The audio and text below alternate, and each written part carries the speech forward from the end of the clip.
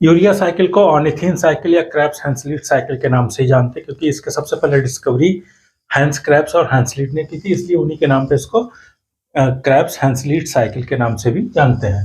अगर हम urea cycle की बात करें तो यूरिया साइकिल का एक तरह से डिटॉक्सिफिकेशन का पाथवे होता है।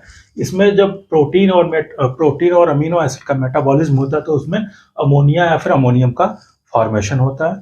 तो ये बहुत ही ज़्यादा टॉक्सिक सबस्टेंस होता है। फिर ये टॉक्सिक सबस्टेंस शरीर से इस तरह से बाहर नहीं निकलता, ये बाहर निकलती किसके, यूरिया के रूप में। तो ये अमोनिया और कार्बन डाइऑक्साइड मिलकर कार्बोमाइल फॉस्फेट का फॉर्मेशन करते हैं। कार्बोमाइल फॉस्फेट सेट्रोलिन, और सेट्रोलिन एस्पार्टिक एसिड के साथ मिलकर आर्जिनोसक्सिनेट का फॉर्मेशन करता है। फिर ये आर्जिनोसक्सिनेट आर्जिनिन का फॉर्मेशन करेगा, और फिर ये आर्जिनिन क्या है कि आर्जिनेज एक एंजाइम होता है,